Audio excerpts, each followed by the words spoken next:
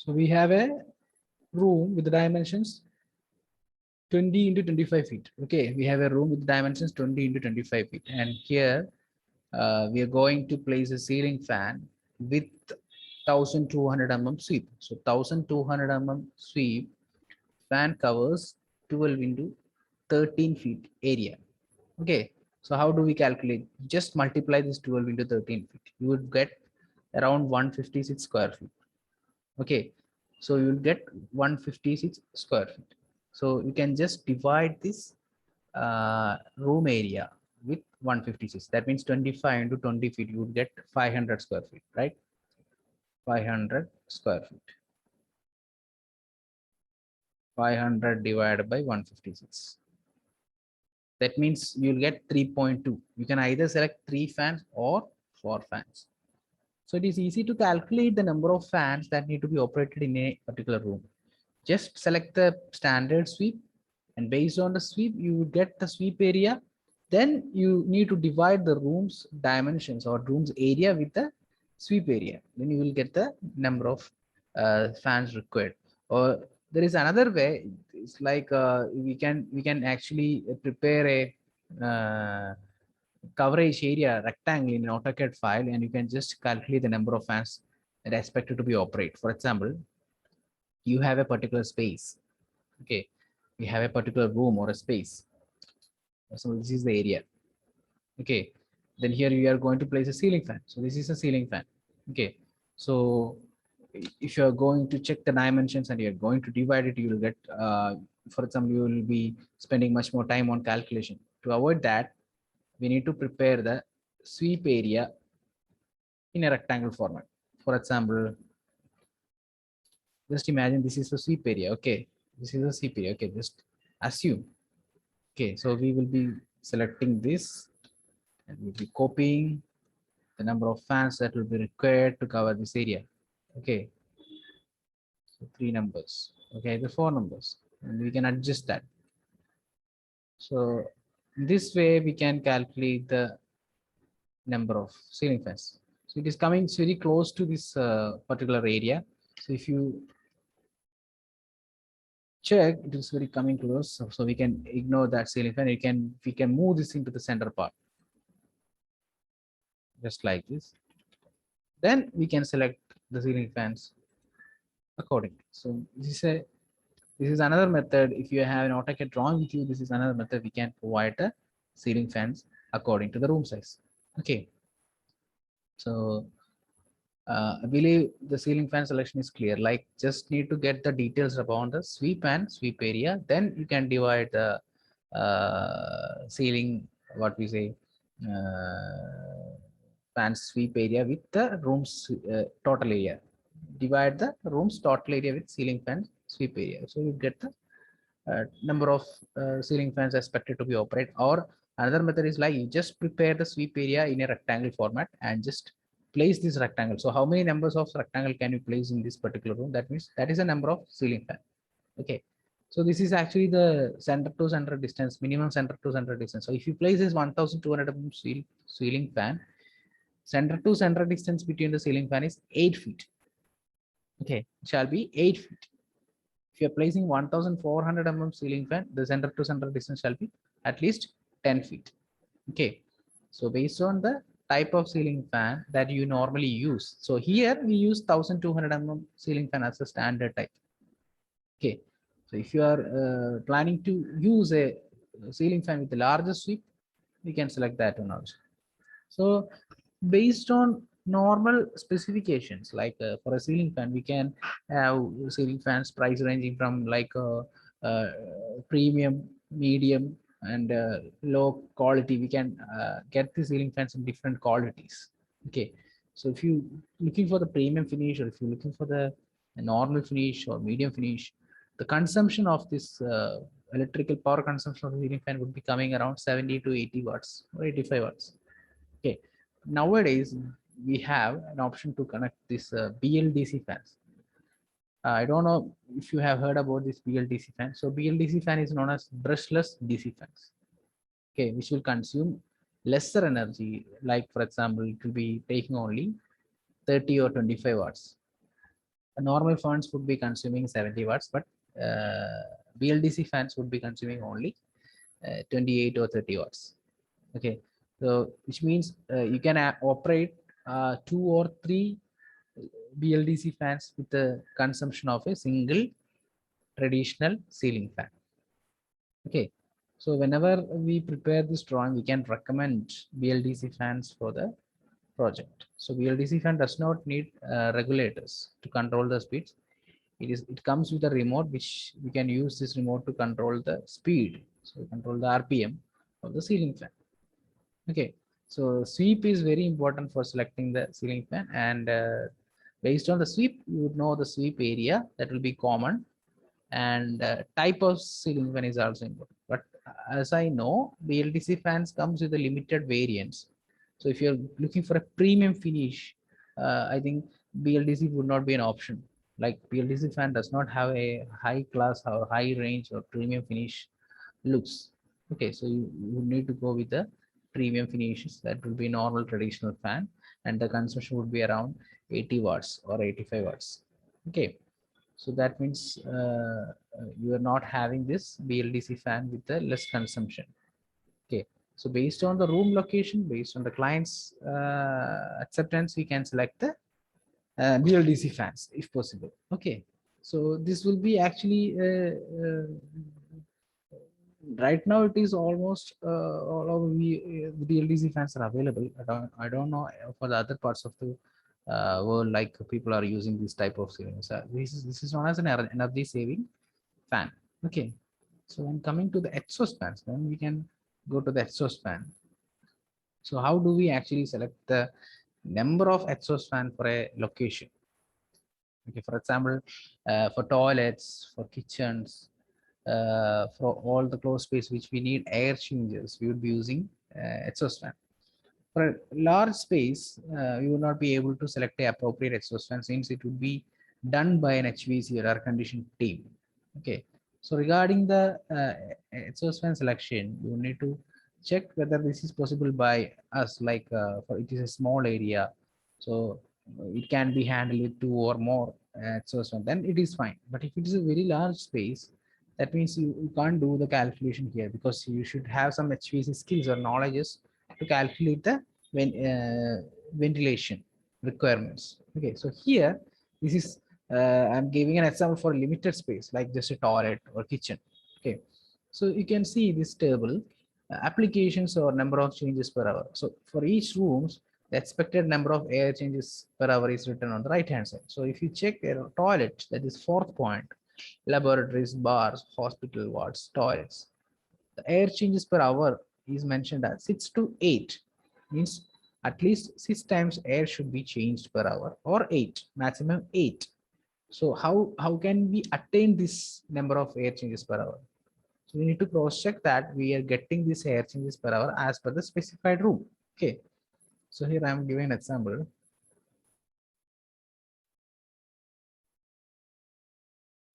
We have a room here and it is a toilet.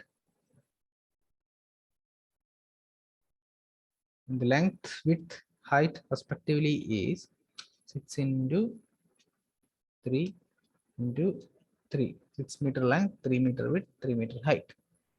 So this is the dimensions of this particular toilet. So here I'm going to calculate the CEMH or CFM value. So exhaust fan is selected on the basis of CEMH or CFM value. Cubic meter per hour, cubic feet per minutes. Okay, so how do you calculate the CMH? So CMH equal to volume of the room into ACH value. Okay, so volume of the room you would be able to calculate, right? 6 into 3 into 3, and ACH value for the toilet. So here the toilet is coming in the number 4, so it is 8 numbers. So how do you actually calculate the CMH value for this room?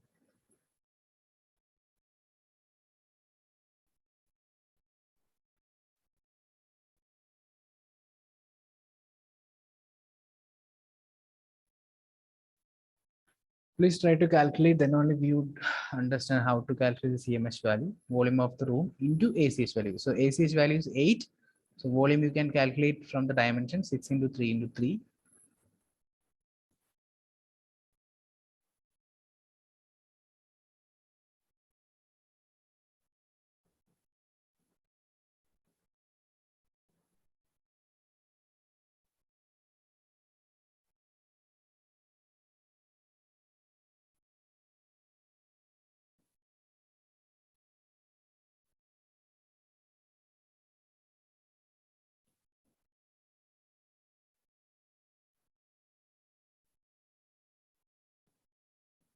If possible, try to do the calculation. It is very easy. You just need a calculator. Just multiply the length, width, and height, you will get the volume. And just multiply the volume with ACH value, you will get the CMH value. Then we can check the CMH value in a catalog and we can confirm the type of exhaust fan.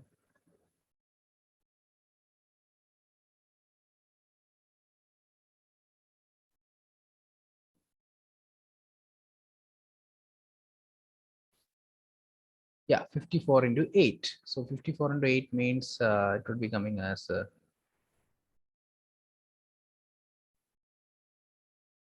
54 into 8. So 432. So 432 is the CMH value. So here we got the value as 432. Then we need to understand,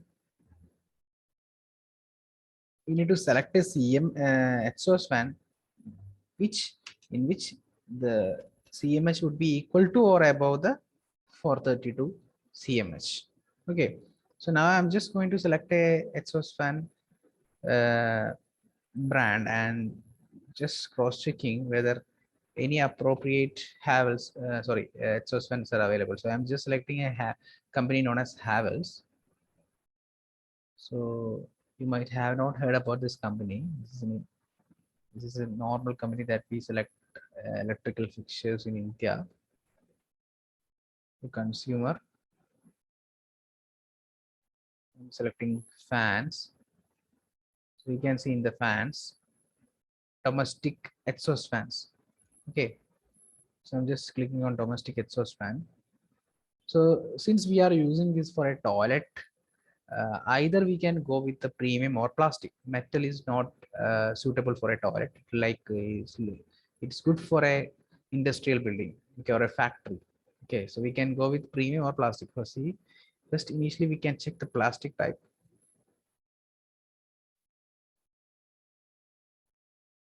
So we have different types of exhaust fan. This is actually ceiling mounted type. It's false ceiling.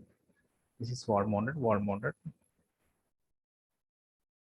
So this one also have different sweep. So based on the sweep, the CMS value will be different. So this is a 100 mm sweep, 150 mm sweep, 250 mm. So this one we can check the specification, view detail. Okay.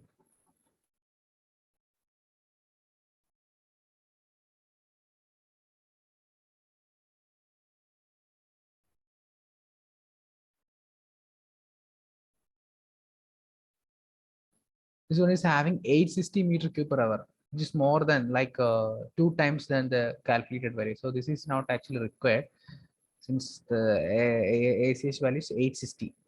We just need a exhaust fan with which is coming close to the 420 ACMH. Okay, so we can go to the 150 mm sweep. This one is having 250 meter cube, so that is not suitable. So we can check.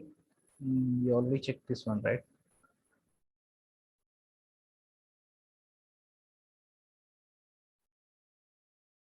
This one we can check.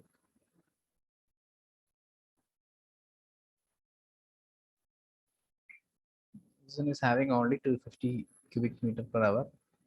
Either you need to select two exhaust fan with 250 meter cube per hour, or you need to cross check whether any exhaust fan is available close to this value.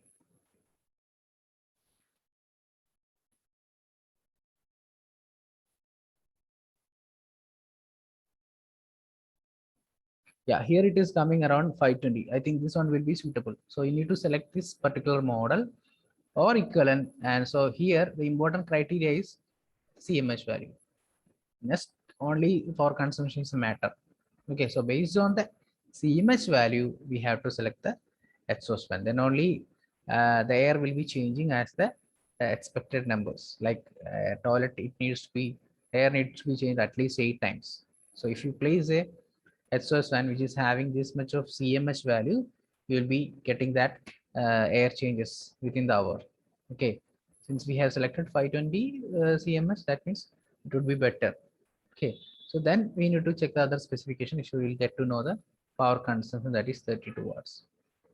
Okay, so I believe that the selection of exhaust fan is clear, and here we can just go through the domestic ceiling fans also. So you can check consumer fans, you check fans, you will get to know different types of ceiling fans. Ceiling fans, low power consumption, pedestal type, wall fans, ceiling mounted.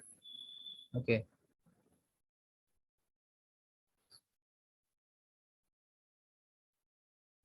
the ceiling fan category will be having different options. Yeah, premium under lights, decorative, premium silent fan with air purifier, special finish. So this is actually some wooden finish type. So it will, the cost will be very high. If you check the cost, you will understand the difference. Smart regular. So this is a normal exhaust ceiling fan. This is a smart one, IoT enabled, which means you can control the ceiling fan with mobile phones and all. Okay. So the special finish is having different categories: 1000 to the 320 mm, 1320 mm, 1200, 1200. Okay,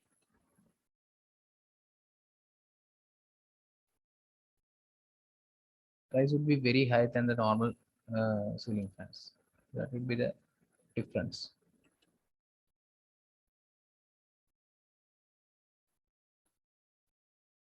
Okay, so I believe that the ceiling fan selection and exhaust fan selection is clear. So ceiling fan will be selecting based on the total area of the room, and based on the ceiling fan sweep area, we need to just calculate or just place the sweep area into our specified location. Then we will understand how many numbers are required. Okay, and exhaust fan is selected on the basis of CMH value. If you are selecting it is based on CFM value, just need to convert the CMH into CFM. So it is easy. CFM can be CFM equal to CMH divided by 1.7. So if you divide this CMH value with 1.7, you will directly get the value in CFM. Okay. If someone is saying our exhaust fan does not have CMH value, we are having CFM value. That means cubic foot per minute. Okay. Cubic meter per hour or cubic foot per minute. Then you can just directly divide it with 1.7. You will get the CFM value. Okay. So this lighting and power circuit difference, I believe it is clear, right? Like lighting circuits have maximum 10 numbers of 800 watts according to Indian standards, 12 points or 1200 watts according to British standard. And based on each state or each country, the point numbers will be different or the total wattage will be different. So you need to understand the standards, then you can just prepare the circuits. Okay, so the selection of ceiling fan is clear, exhaust fan is clear. So this is very easy, right? So next, we can move to the next category,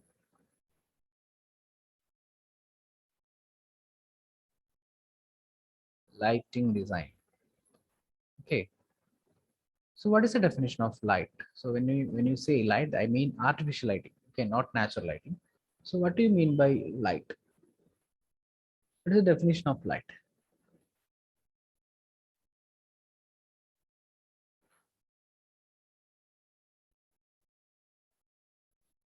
So light is nothing but electromagnetic radiation. So can we say all electromagnetic radiations are light?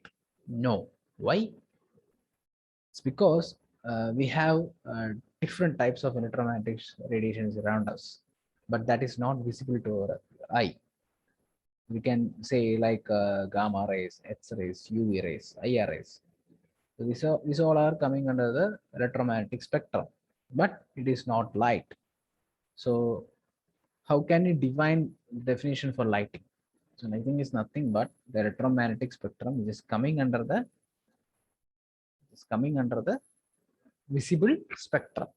Okay, so light is the part of electromagnetic spectrum that is perceived by our eyes. So whichever whatever we can see with our eyes, that is known as light.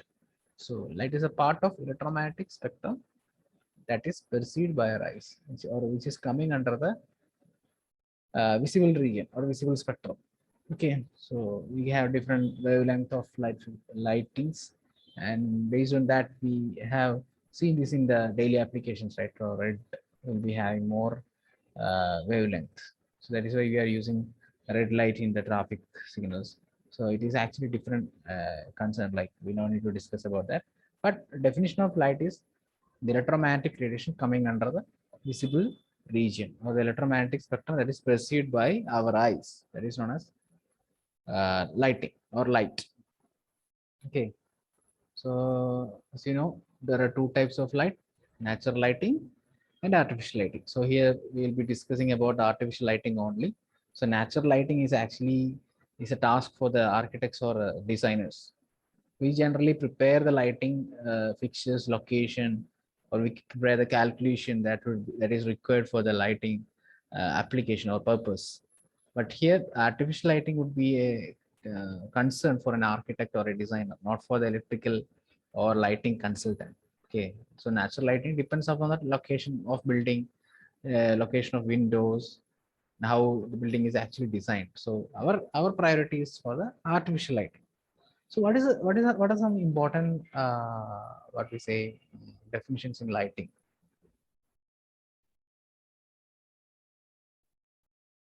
Have you heard candela, lumen, and LEDs? So what is actually candela? So it is exactly equal to 1 foot candle. Like if you are lighting up a 1 foot candle and you're placing at a surface, you will get some amount of light. So that quantity is described in candela. So you can compare this lighting value.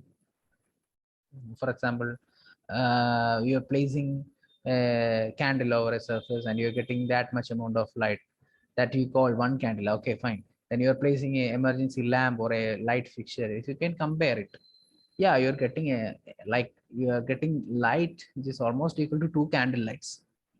So this is the actual base reference that we use in the lighting, candela. So one candela means you are lighting up a one large wax candle and you are placing on a surface, then you will get some certain amount of light. So that you can call it as one candela. So, but for designing purpose or for lighting specifications or lighting engineer, lighting designer would be telling only or would be using only lumen value or lux value. Okay, so lumen, what is lumen actually? So this is actually the quantity of light that is coming out from the source. So for example, you are placing a light fixture over a ceiling. Okay, so from this ceiling, light is actually distributed to different directions. Okay, so that distribution or that reflection from the light source is known as lumen. So this expresses the quantity of light. Example, one candle gives of one candle of light, but this light goes in all directions. So the total quantity of light is measured by the amount that is given in all directions. Okay, bicycle 10 lumens, 150 watt spot lumen, 2000 lumens, 140 watt sodium street lamp, it is 13,000 lumens. So when you go to a shop and you're planning to buy a lighting fixture, normally you would be checking the price and you will be checking the wattage, power consumption. Then we will be finalizing the lighting fixtures based on our interest. Okay. So for example, you are having three type of light fixtures. All the three numbers are having same warranty, same price, all same spec. But if you giving priority to this lighting selection as per the illumination purpose, like minimum amount of light fixtures, you should get maximum light quantity. So for that, you need to understand the lumen value. So if you're having a 10 watt LED light and you are getting 1100 lumens and some other light fixtures have 10 watt LED light and you are getting 950 lumen value. Okay, so here the priority should be more to the 1100 lumen value.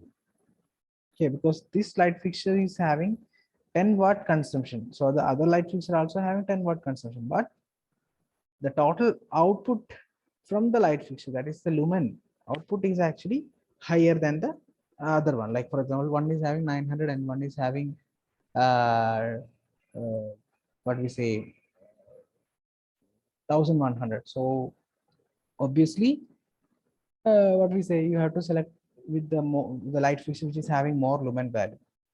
Okay, so you will understand while doing some calculation, you will understand what is this candela and what is this lumen, and finally what is the lux. This is the measurement that is used to measure the illumination of a surface. So generally we design the rooms or area based on lux level. Okay, for example, you are having an office space. Okay, so this office space require a default lux level. For example, uh, 400 or 500. So what is this lux? Lux is the measurement, or lux is the quantity of light falling on a surface. It is actually mentioned as lumen per square feet or lumen per meter square. Okay, so 1 lumen per 1 meter square is actually known as 1 lux. 1 lumen per 1 meter square is known as 1 lux. Okay, so if you going to design a office space, the standard lux level is 500 lux. Okay, so that means you should get 500 lux over the workspace. Okay, the workspace will be different based on the type of room. Some rooms workspace or some rooms reference plane would be floor, but for an office, our reference plane or work plane is actually the table, office table. So that means you should get 500 lux on this particular working space or working plane. Okay, so candela, lumen, let's to understand it a little more clearly, you have a picture. So this one is a source or light fixtures, which is represented in the candela, and this flow or direction of lighting is represented in lumen, and it is falling over a surface, and that surface we actually measure the light based on the lux level, so that is illuminance. Okay, so what is the purpose of lighting? So why do we actually design, or why do we actually provide lighting? So you know, the to enable users to perceive nature of the space they are in, to understand light on walls and ceiling, whether other people, what other people are doing contributes to the feeling of safety. So you know, we provide this lighting fixture, then only we will be more comfortable, right? You're in a space and you are handling something in that room, and you need proper lighting. So whatever activity are you doing to make you comfortable, you need proper lighting. So you know, nothing more to be discussed about the purpose of lighting. You will understand. Yeah. And next one is standard measurements. So what are the different units other than lumen and lux, which is we need to discuss about the lighting fixture. So normally, as I said, people would be checking the wattage only, the power consumption only. But as a lighting consultant or lighting designer, okay, we need to check all the important specifications coming related to the light fixture. Okay, so first one is lamp. What is a lamp? A device for giving light. So in the picture you can see this is actually the lamp. So this particular lamp will give you the lighting. Okay, and what is luminaire? A complete lighting unit. So this lamp can be placed inside a fixture, and it can be mounted on the surface or recessed in the ceiling, and that complete set is known as the luminaire. So in this picture you can see there is a hanging fixture and there is a supporting fixture. Inside this you will be having the lamp, or inside this you will be having the individual fixtures. So all together, the set all together is known as, or complete lighting unit is known as the luminaire. And again, lumen is, you know, the unit of light. Luminous flux, again lumen, the total flow of light from a source. And next one is very important, luminous efficacy, lumen per wattage relationship. So the relationship between the lumen light output and its electrical input. For example, you are selecting a 10-watt LED light. Okay, and just assume the efficacy is 95. So what would be the total lumen of that particular fixtures? The power consumption is 10 watt, efficacy is 95. So what would be the total lumen output of that particular lighting fixtures? Just try to calculate, like the lumen per watt value or the efficacy is 95 and our lighting equipment's total power consumption or power input is 10 watts. So what would be the luminous efficacy?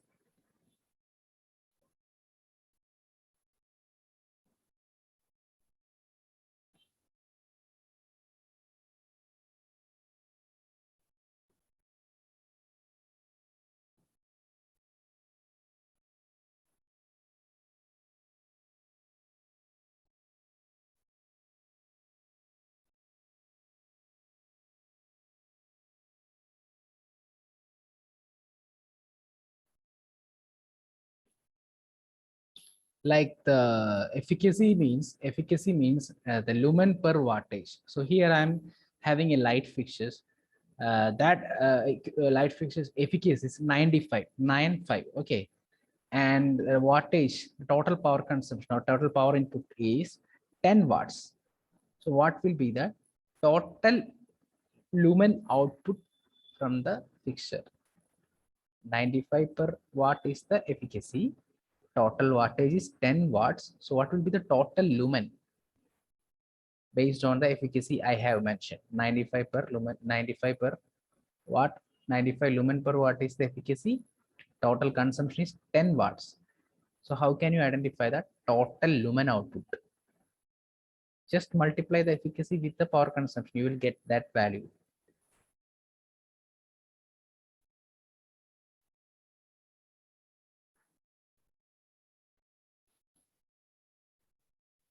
Yes, just multiply 95 into 10, you will get 950. So 950 will be the total lumen output for the particular fixture.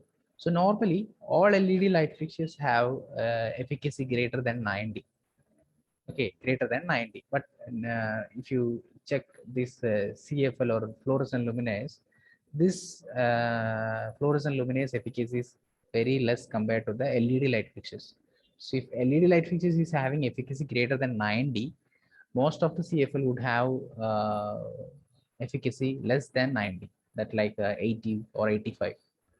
So always you need to check the efficacy also, like within the limited wattage you are getting more lumen output.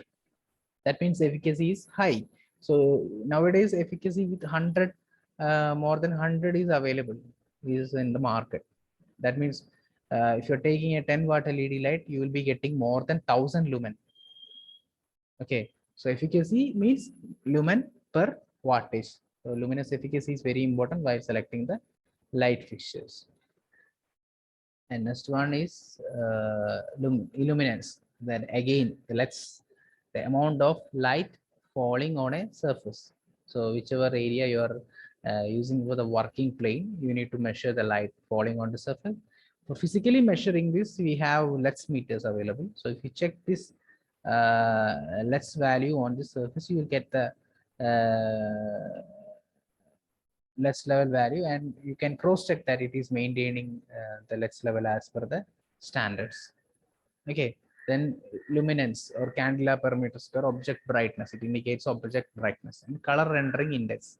So what is color rendering index? The ability of a light source to accurately render its color spectrum in comparison to daylight. For example, we have taken a light fixture, and this light fixture CRI value is very low. That means you are going to this particular shop or particular space, and you are selecting some ornaments or some materials, and in this particular light you are viewing this equipment or fixture. So the color will be different comparing to the daylight. So this because why, like we have taken this fixture or material in the light fixture with low CRI value. So CRI means color rendering index. That means the ability of light source to accurately render its color spectrum in comparison to daylight. So when you are keeping this equipment or fixture in a daylight, we're getting the accurate colors of this particular thing. But the same thing, you're keeping it in the light, under the light fixture with this low CRI value, the color will be different. That means that particular fixture or that particular LED light fixtures CRI value is very less. So what do you think, whether this CRI value will play an important role in the selection of light fixture or not? For a normal light, for a normal lighting and all, CRI value is not important, because no need to get the exact color in the color of the object, as we have seen this in the daylight. But in some case, it is important, or in some case, it is mandatory to provide a light fixture with higher CRI value. Can you guess where it will be? Like, we need to provide the light fixtures with good CRI value. So it will be a space where color of this object is important. Can you guess the place where you need to provide the light fixtures with more CRI value? So you can see in this picture, you can see good light quality and bad light quality. In good light quality, CRI 80 or above, and bad light quality fluorescent lamp CRI 70 or below. You can see the color difference, right? So this one is having good light quality because the CRI is high. So can you tell some examples for area or space that CRI value should be high, or CRI value, high CRI value is mandatory? I mean the space where color of the object is important.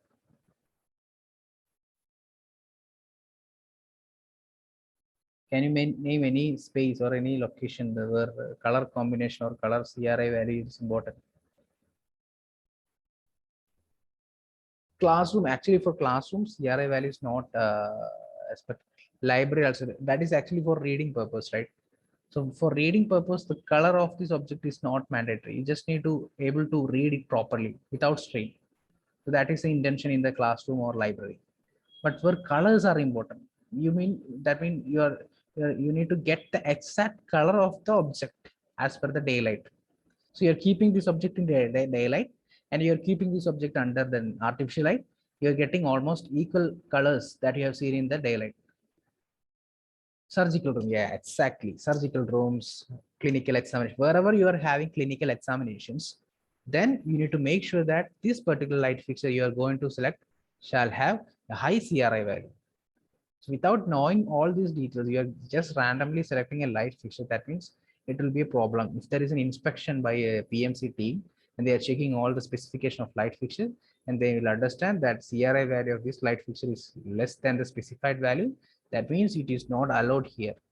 So initially you would have an idea regarding all these details where CRI value is important. So for a classroom, library and all, there is a reading activity.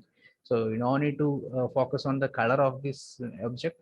So wherever the color of the object is important, you can specify the CRI value as mandatory. It should have a minimum value, at least minimum value, at least 90. The CRI value shall be 90 for a clinical examination area, especially the surgical areas. And then coming to the painting, so where we have the exhibition for the painting, or a location for displaying the painting, in that case the colors are important, right?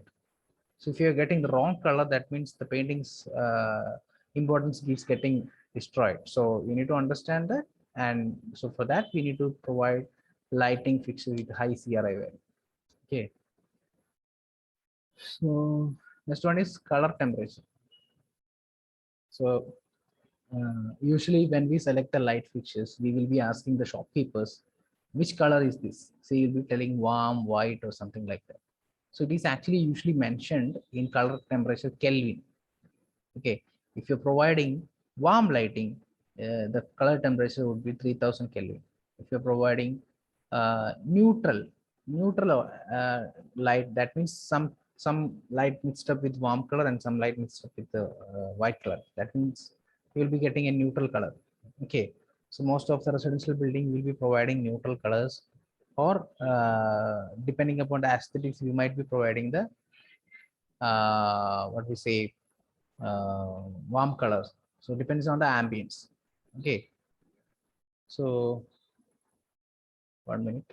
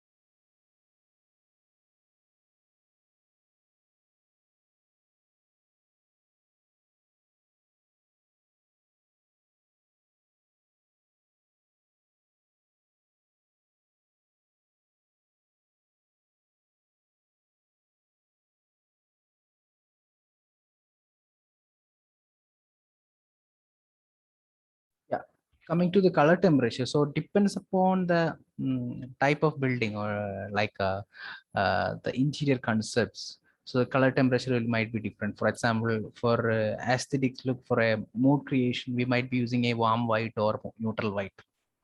Okay, for reading and activities, we might be using with the daylight. Daylight will be having 5600 Kelvin. Okay, the classrooms and all will be providing lighting fixtures with the daylight. So we need to specify the color temperature also. If you're planning to provide daylight, you need to mention the color temperature as 5600 Kelvin. Okay. For example, electronics showroom, digital expo, that area you can provide a cool white ambience. Like we can provide the lighting fixtures with a 6500 Kelvin. So you will get an icy filter. Okay. You will get somewhat cool white color. Okay, so based on the type of room, and you can provide this, and you have to discuss with this interior team also. So interior team might be providing a warm white or a neutral white depending upon their room conditions. Okay, room equipment details. So that can be finalized using or with the architects, discussing with the architect, or else you should have an idea which lighting will be better as per the activity. Okay, so neutral white or daylight would be suitable for, actually suitable for the office space also.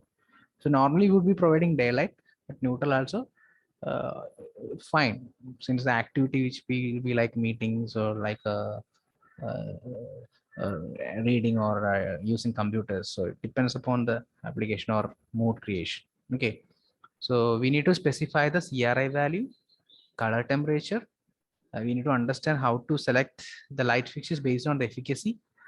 Then we need to discuss about the type of light fixtures. So that we'll be discussing in the next coming section, like how to select a appropriate light fixture based on the room or based on the location of the light fixtures. So here we have discussed about the lumen value, CRI value, color temperatures. So next one is beam angles.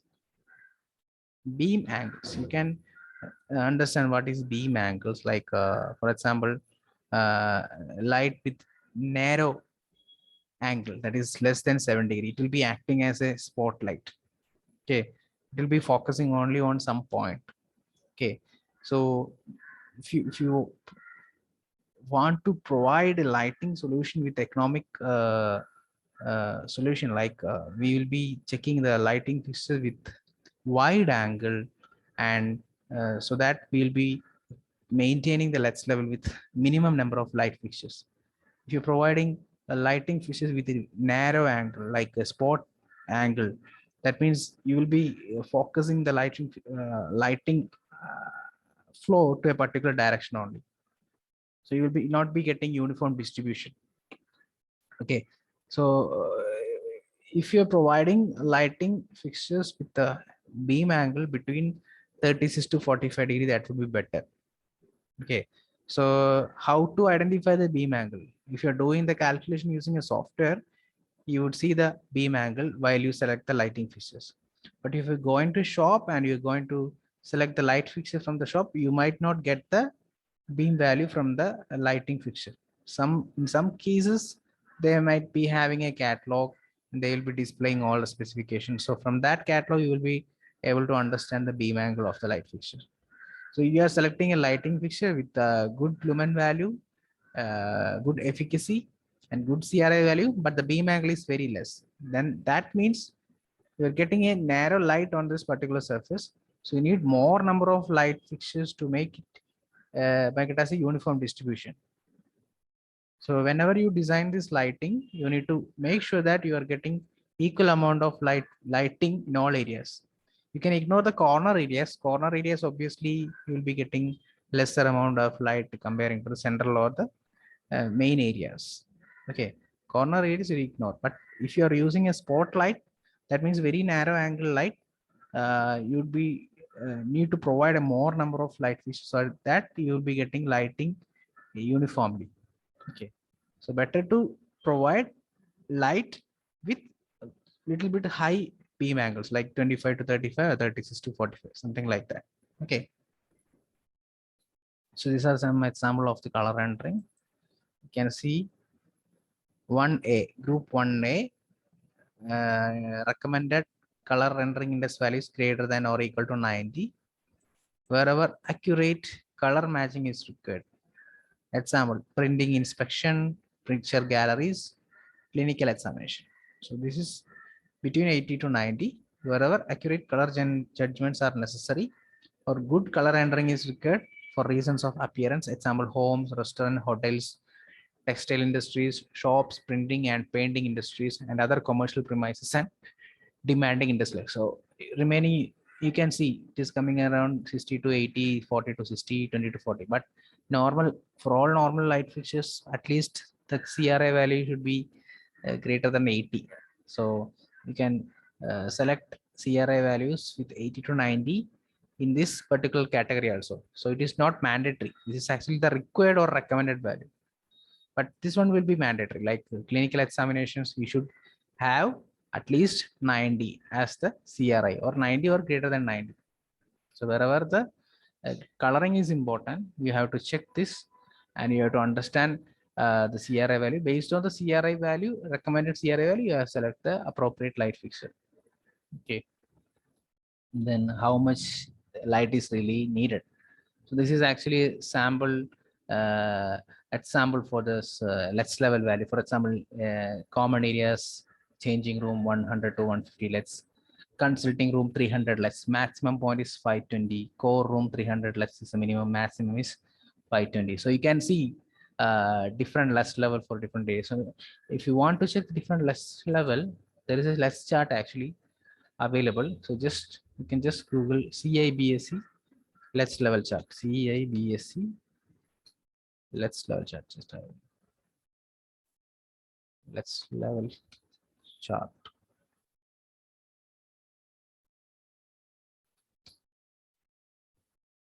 So you'll get the, this is CIBSE, means Chartered Institute of Building Service Engineers. So you'll get the LUTs level chart. Okay. So you can see the LUTs levels. General 500, computer workstation, supermarkets, hypermarkets. So from this chart, you will be able to provide the LUTs level when you get the room details, okay, type of room. You can just Google it and you will get the LUTs level.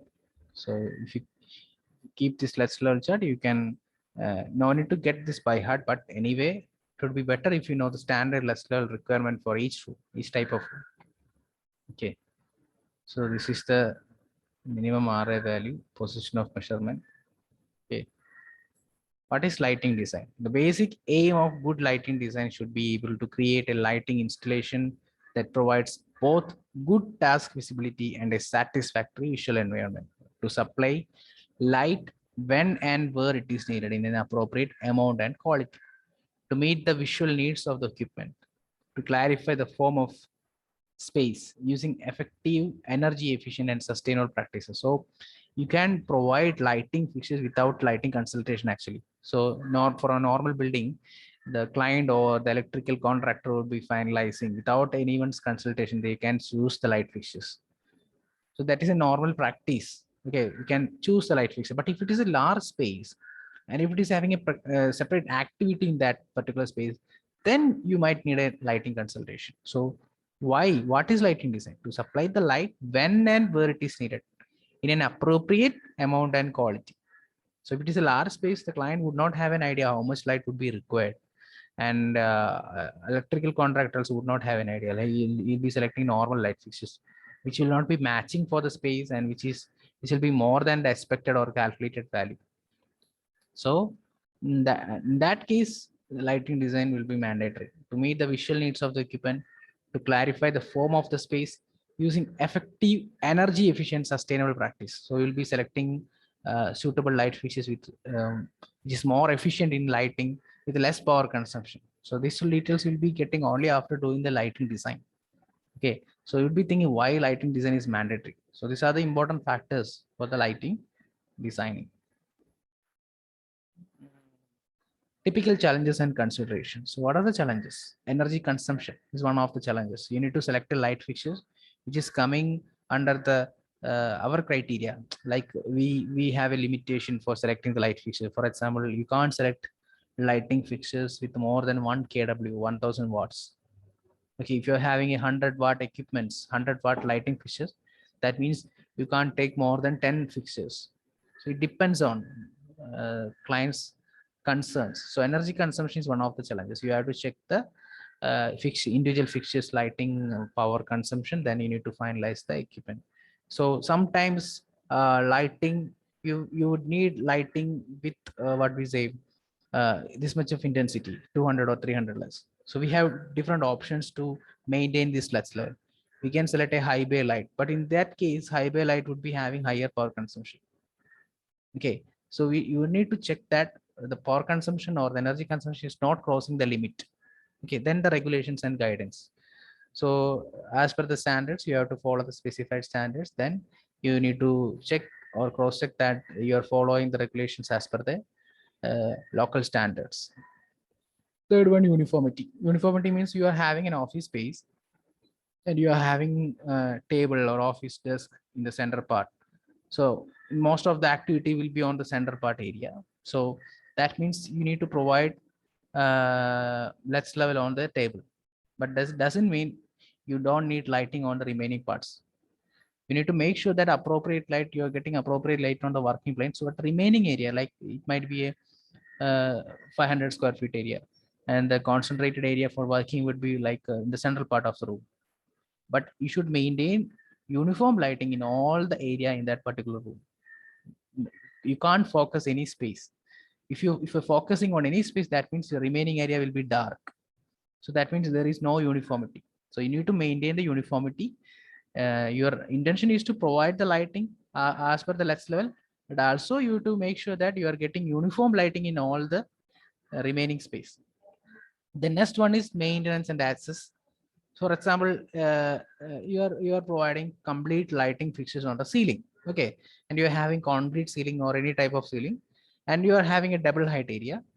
And if the client is just thinking about the access or the maintenance of this lighting fixture, and he's thinking like it would be difficult for me to repair or change the light fixture if it is a faulty one, or if it gets failed, how will I will be able to change this? So in that way, if you think that way, and if he's coming to a conclusion that number of lighting fixtures on a ceiling, you can reduce the number of lighting fixtures, since the maintenance would be difficult for me, or I have to call a person for this purpose, and the number of light fixtures on the ceiling might be reduced based on that decision. Okay, so depending upon the maintenance and access, you need to check whether this lighting will be suitable for this room, and how can a client handle. For example, you are providing a chandelier. The chandelier will be having multiple lamps on it. So some of the lamps might get failed. So you need to change that light. So who will be changing that? You need to call a guy. So you have to think about the maintenance part also. Okay, then this disability or discomfortable glare. If you're directly placing a light fixture just above the working plane and it is directly hitting our eye, that means you will be getting a discomfortable or disability glare. Okay, you'll be like blind for some time. Like if you're directly looking into the lighting fixture, the full amount of light coming directly hitting our eyes. That means it will cause a discomfortable glare. So you check with the glare level of the light fixture, and you can try to avoid directly placing the light fixture just above the people sitting. Okay, if the light fixture is very huge, of course obviously the lighting quantity would be high and it will be directly hitting the person's eye, then it will be a discomfort for him.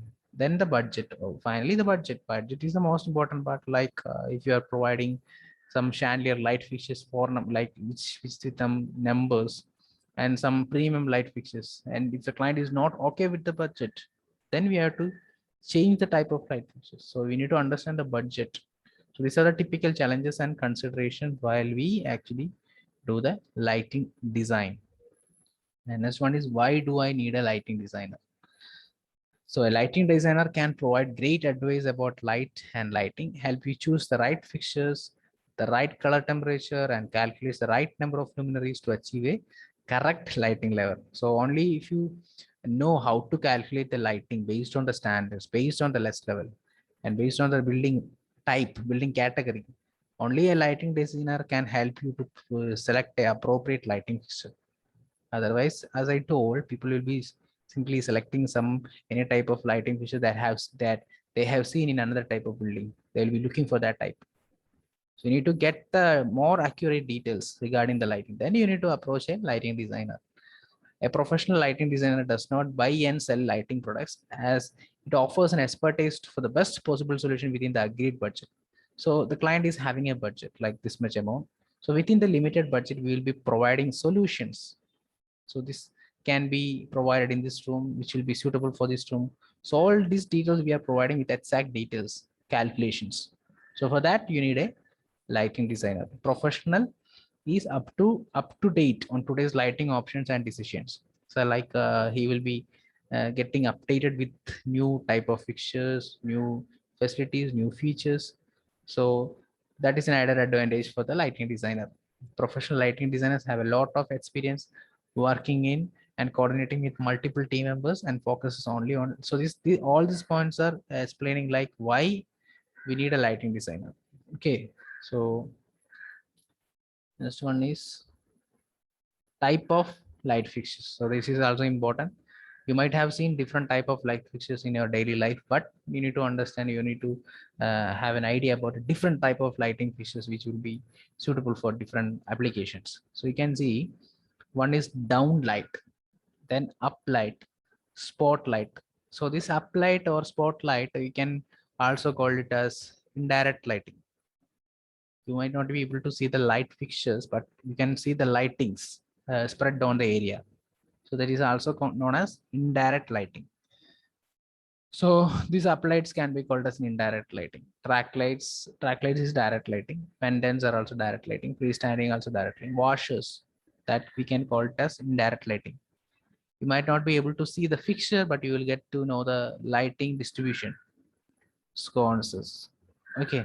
So what are these uplights? What are these downlights? We can discuss in detail. So this is downlights. Downlighting is the most common with fixtures on or recessed in the ceiling, casting light downward. This tends to be the most used method in both office and homes. Although it is easy to design, it has dramatic problems with glare and excess energy consumption due to the larger number of fittings. Okay, obviously, for a room with false ceiling, you might be able to see this type of light fixtures. So this is actually known as down lighting.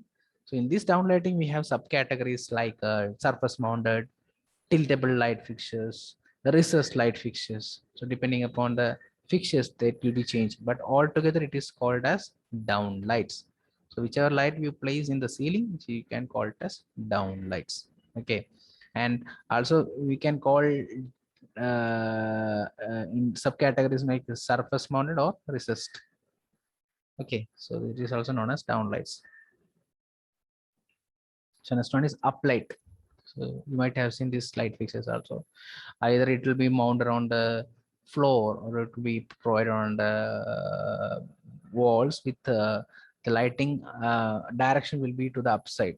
Okay, so we call it as uplight, often used to bounce indirect light of the ceiling and back down. It is commonly used in lighting applications that require minimal glare and uniform general luminance level. Uplighting, in bracket you can see indirect, uses a diffuse surface to reflect light in a space and can minimize disabling glare on computer displays and other dark glossy surface.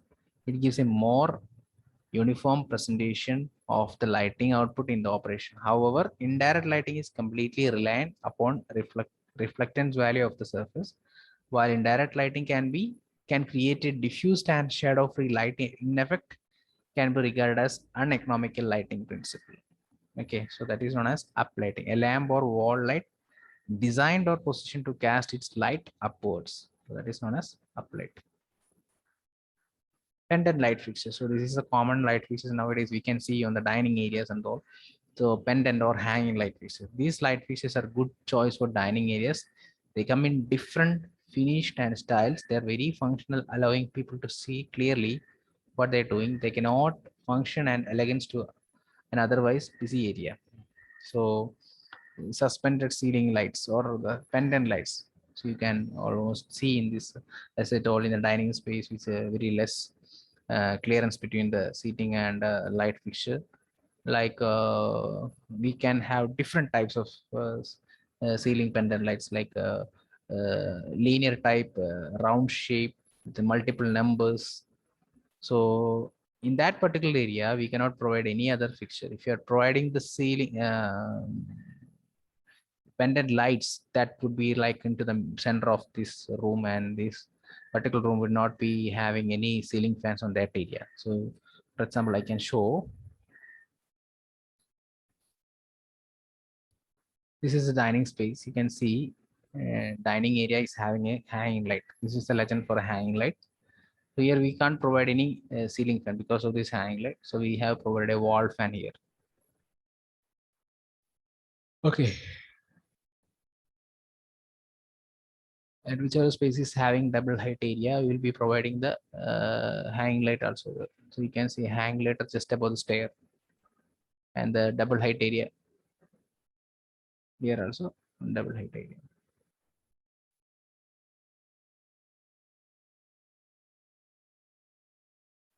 So that is pendant lights. Then next one is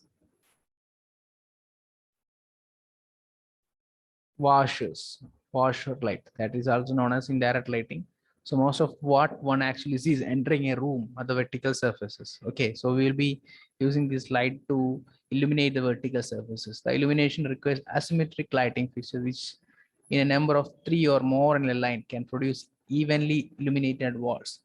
It is a tool mainly used by lighting designers to create lighter spaces or making the rooms seem brighter or higher. Wall washing is a popular name for a lighting design technique for illumination of larger surfaces. It is mainly used in contemporary architecture in a public cultural buildings, museums and galleries, and in landscape lighting. Okay, so this is another type of lighting, washers. Spotlights, like projecting in something on placed on a window or like a particular area. So we can just use this light to project or highlight this equipment or a person. Okay, lamp projecting a narrow intense beam of lighting directly to a place or a person, especially a performer on stage. Strong focused light thrown upon a particular spot, also on a small area of stage or a television studio, for making subject object, person or group especially conspicuous. Okay, so these are the examples of spotlights. Next one is sconces.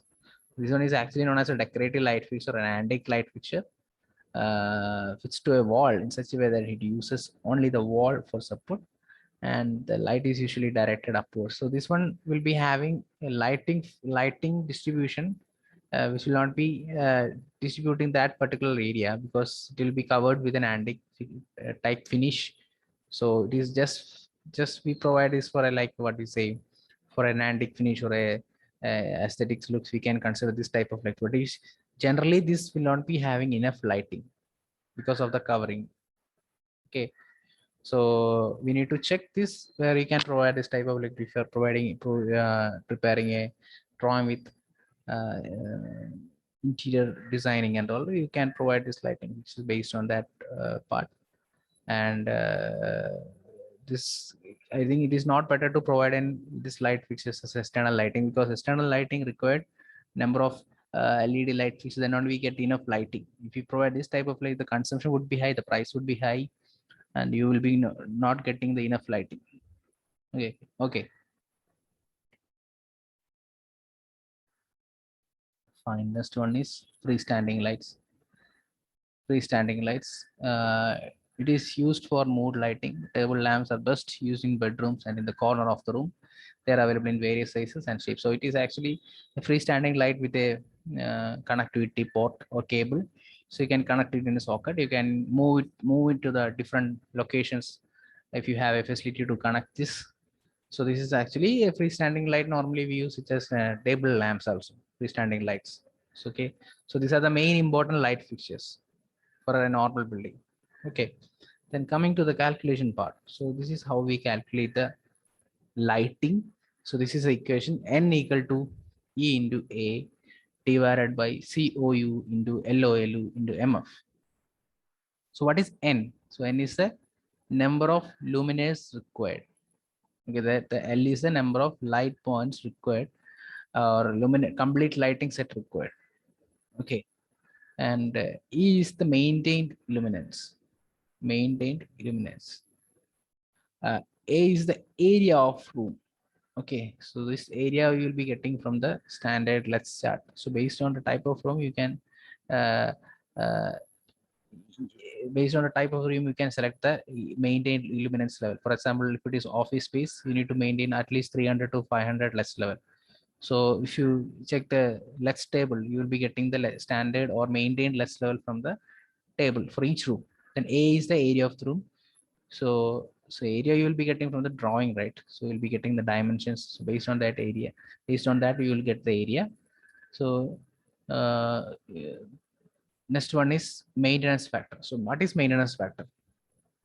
So for example, I can explain like this. Well, we're buying two lighting fixtures. Okay, then with same specification, same lumen, all specs are same. And one light we'll be providing it in the car garage or car parking area, and one light we provide inside a room, it's air conditioned space. So after 2 or 3 months, you just try to exchange these light fixtures and you will be able to understand the difference. The light which we use in the car parking area will be having more maintenance. That means some it can be affected through the airs, dirty air, so it can affect the efficiency of this light fixture.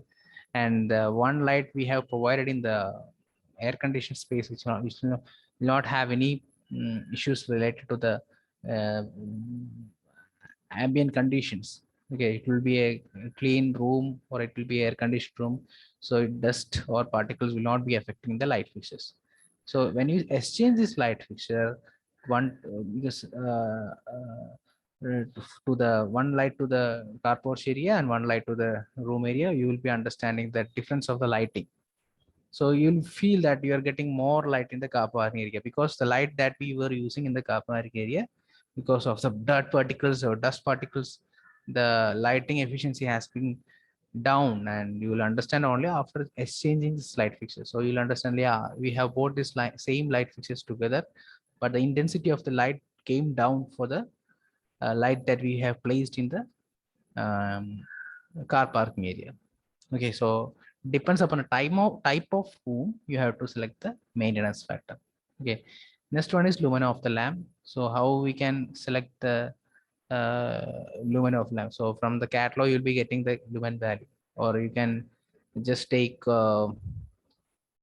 just calculate the lumen value from the nameplate, or you can just get the details from the catalog, or from the software you will be getting the lumen value. Okay, so you need to finalize the lumen value, or they will be providing the lighting fixture details. So from that details, you'll be able to get the lumen value. Then next one is utilization factor. So what is utilization factor? You are providing a light fixture on a wall or a ceiling. Okay, so this light is actually being distributed to each sides. Okay, and some of the light is actually falling on the wall, ceiling, floors. Okay, some light get reflected, almost depending on the colors of the room, some light get reflected. Okay, so that means it is actually losing its way. For example, you are providing the light fixture on a ceiling and it is actually falling on the wall and it is getting reflected. Okay, so the amount of light coming out from the source and the amount of light falling on the surface, the difference between that, it is known as utilization factor. So how much this particular colors or paints are utilized in this lighting, so it depends upon that, and based on that the UF value or utilization factor value will be different. So when we try a question, when we try an example, you will understand clearly how we actually use this uh, equation to calculate the lighting level. So I will just show you a question, 1 minute.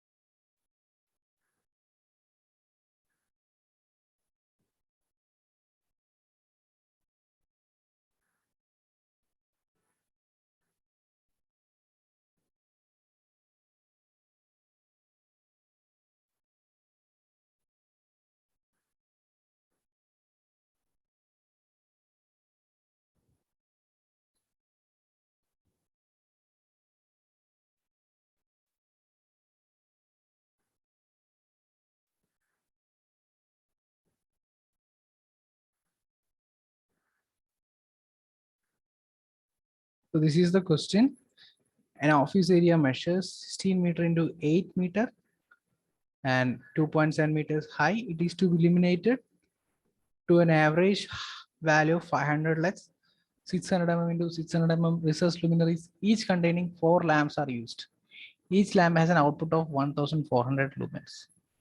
Utilization factor is given, maintenance factor is given. So you just need to apply all these values inside our equation. You will get the number of lighting fixtures required. Just try this question. So all values are given. Okay, I will again show the equation. N equal to E into A divided by COU into LOL into MF. So E is given, A is given, coefficient of utility or utilization factor is given, lumen of the lamp is given, maintenance factor is given.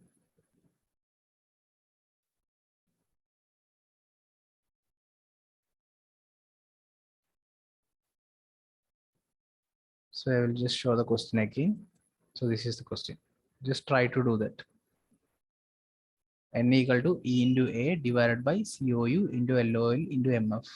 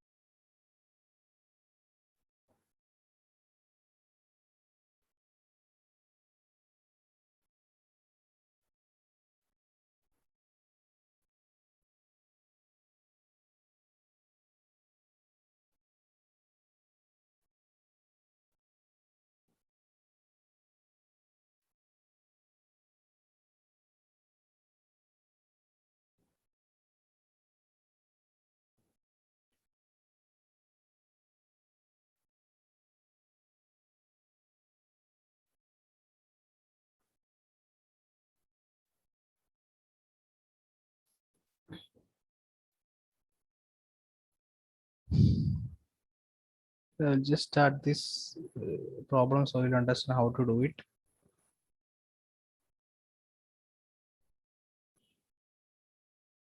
N equal to E into A. E is 500. 500 into area is, how to get the area? 16 into 8. 16 into 8. 16 into 8. Into 8. Bracket.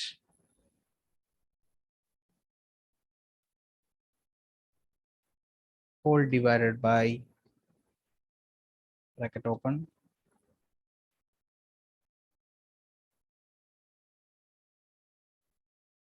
COU into LO into MF. COU into LOL into MF.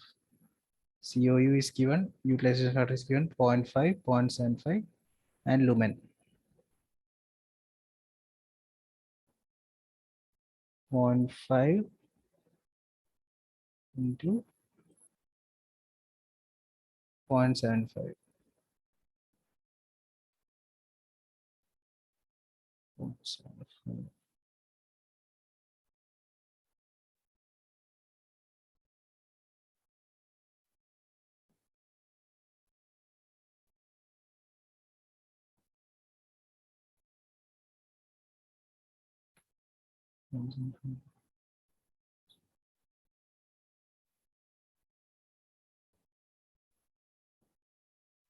Okay, so this is the final equation. 500 into 500 is the let's level, 60 into 8 is the area, divided by COU into MF into lumen. So here we have one luminaire. Inside that luminaire we have four fixtures, four lamps. You can see that four lamps are used. So the total lumen of the luminaire is 1400 into 4.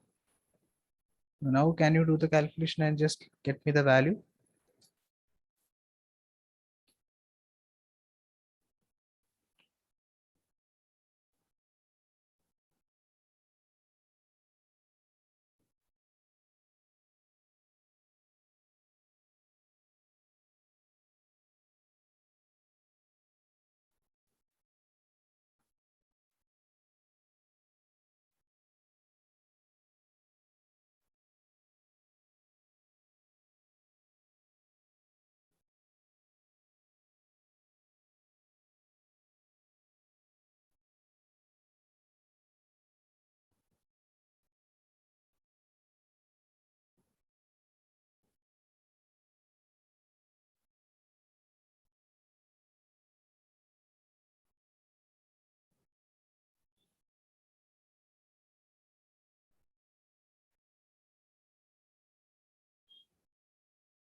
Just calculate it so we'll get the final answer.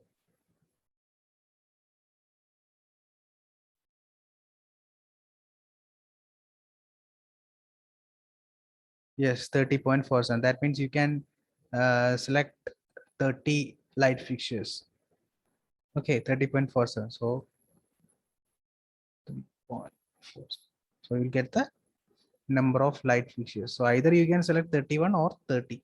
So for the arrangement, it would be better if you provide even numbers like 30 or 32 light fixtures.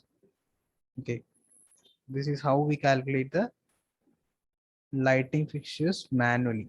Okay, so coming to this part, what is COU and what is LOL? This already you know, right? This lumen of the lamp means the lighting fixtures will be having a lumen value. So you need to check the lumen of the, so maintenance factor. So while coming to the maintenance factor, so maintenance factor depends on the type of room. So very clean room will be having the efficiency as 0.8 air conditioner space.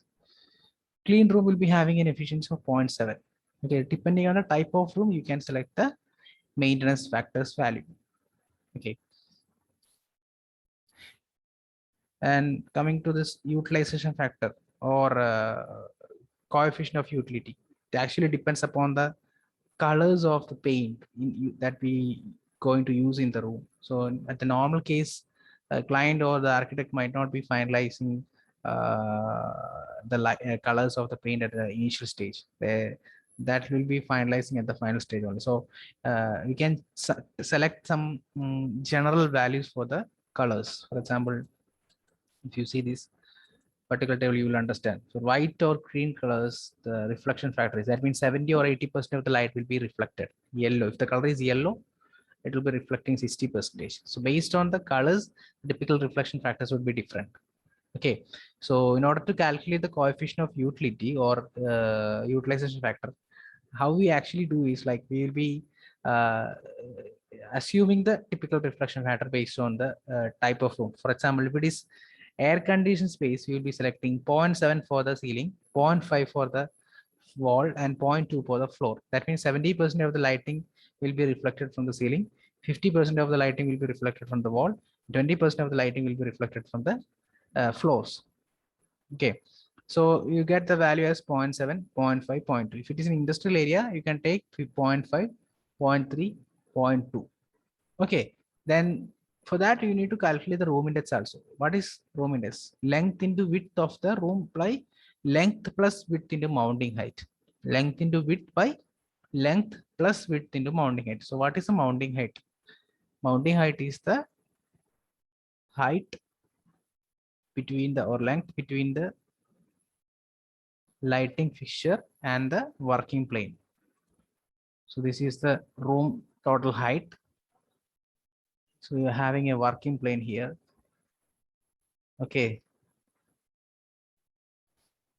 We are having a working plane here, and the light is, just assume the light is suspended here. You are having a suspended light fixture or a pendant light fixture. So the distance between the light and the working plane, that is known as the mounting height, HM. So standard work plane height is 0.7. So if you don't know if they haven't mentioned about the working plane height, you can assume it as 0.7. And depending upon the type of light fixtures, you will get the, if it is suspended, just you need to check the suspended length value like 1 meter or 0.5 meter. If it is surface mounted light, you can just take this height. Okay, for example, if the height of this room is 3 meter,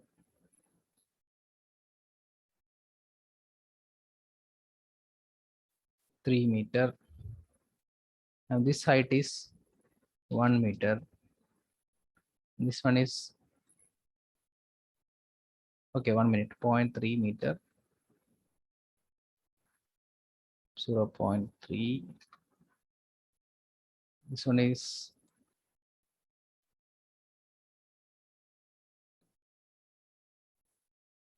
0.7. So what would be the working plane height here? This is 0.7 meter, this is 0.3 meter, this is 3 meter. So what is the working plane height here? Can you tell?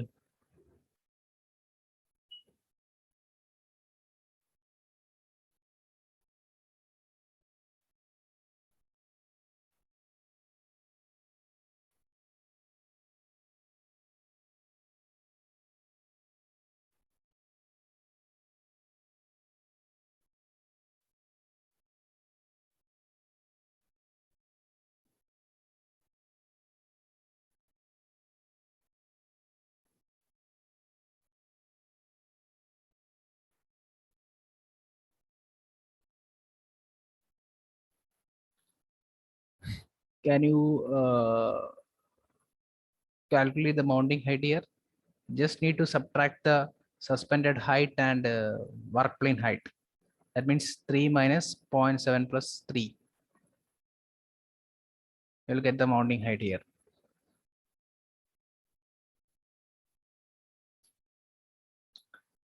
3 is the total room height, 0.7 is the work plane height, 0.3 is the suspended length. So you'll get the mounting height as, yes, so obviously it is 2 meter. So coming to typical reflection pattern. So you can just substitute this value, length into width, by length plus width into mounting height, you will get Ri. Just assume we get an Ri value as 1.5. So this is the table to identify the coefficient of utility or utilization factor. So this is the room index value. And here we are using an air conditioned space. So the typical reflection factor is 0.7, 0.5, 0.2. So from this table, you will get the value for coefficient of utility. So this is actually not required while doing the actual calculation. We will be using software. So in the software, automatically, it will calculate based on the material. Okay, but the normal procedure to do the manual calculation is this method. So you have to calculate the room index value, then you have to check the type of room, then based on that you can check this table, you will get the reflection factors, that is coefficient of utility. Okay, so this is only for the manual calculation part, and you can also assume the reflection factors like between 50% and 80%. You can take a value if you're not sure about this typical reflection factors or the coefficient utility. You can just assume the coefficient of utility between 50 to 80%. Okay, that means depends on the color, it will be reflecting either 50% or maximum 80% of light. Okay, so that you will get the lighting numbers or luminaire numbers accordingly. So this is how we select the light fixtures manually. And so we already done the calculation, 30.5. And this one is IP ratings. IP ratings means ingress protection rating. So this is actually important for each lighting fixtures or electrical fixtures, because based on the location of the object or the fixture, you need to identify whether this equipment or fixture does need a weather protection. Okay, so we need to identify the IP suitable IP ratings for the light fixtures. So, for example, you are providing a floodlight type LED light fixture for a highlighting a painting. Okay, it is located outside or highlighting a billboards, okay, advertisement board. So you're using in an exposed area that is vulnerable to rain and dust. Okay, so here if you go through the first digit and second digit, so IP ingress protection have 2 digit. That means IP66, IP67, IP23, IP20, like that it goes on. Depends upon the type of protection. IP43. So here, if you want to provide a lighting fixture inside a swimming pool, just imagine you want to provide a lighting fixture inside a swimming pool. So from this table, can you identify the IP rating? So IP rating means IP dash dash, first digit for the physical protection, second digit for the water protection.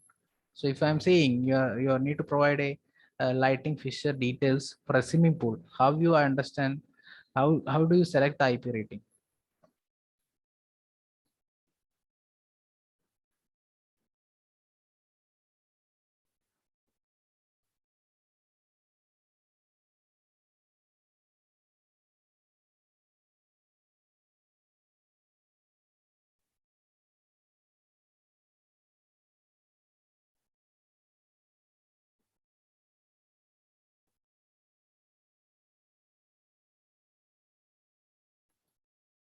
So here, if you check this IP first digit, it is dust tight. Obviously, the light fixture we provide for a swimming pool area should be a dust tight one, and the second digit, no protection, water drop block falling vertically, water drops falling at an angle, water drops at an angle up to 60 degree, water jets, strong water jets, intermittent immersion in water, continuous immersion in water. So from these details, we can finalize IP68 would be suitable for a swimming pool. Okay. What about car headlights? Car headlights. Which rating would be suitable? We are selecting a light fixture which is equal to the headlight of a car. Which rating would be suitable?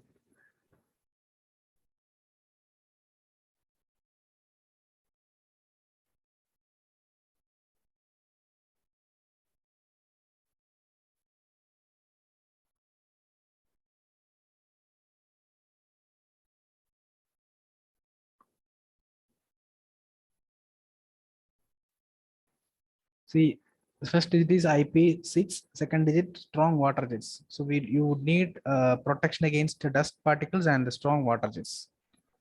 So the protection would be IP66. So depending upon the location, and if you go through this protection details, you would get some idea regarding the IP ratings. Okay, so whenever you see IP ratings, you can check what that protection is provided for. Like IP66 means it is against dust tight, and for the physical protection is dust tight, and the water protection is against strong water jets. So if you are actually pouring this water, strong water jets on this particular fixtures, it will not affect. Okay, so depending upon the fixtures, lighting fixtures location and application, you need to specify the IP ratings also. Okay, so this is all regarding the lighting calculation and using manual methods. So we have gone through the lighting circuit, power circuit. So lighting circuit, we have 10 points and 800 watts. Power circuit, as I mentioned, 2 point and 3000 watts is a rule we follow here, but it is better to give 1 point for each circuit. Okay, so that means one air conditioner will be having one circuit, one water heater will be having one circuit. Then we have discussed about the ceiling fans, exhaust fans, then the lighting selection. Okay, means the manual selection. So next day we'll be discussing about the lighting calculation using software, relay software. Okay, so all these details are available in the link we have shared to you, like Google Drive link. So in that folder, you will be able to download the software. So it will be better if you could download the software before the class, so that you can understand and practice after the class gets completed. Okay. So the manual calculation method, we will be uploading the students lighting guide in this folder. I think it is already available, so you can download that and you can go through the lighting calculation but problems, different problems. Then you will get idea. Lighting is actually a vast area. Like you can be a lighting professional even if you want. Okay, there is a different field actually. So these are the important things we need to consider while selecting the lighting fixtures. And while doing the software calculation, you will get more ideas regarding the selection of lighting fixtures. Okay. So I think we can end today's session. Okay, thank you. We'll continue tomorrow.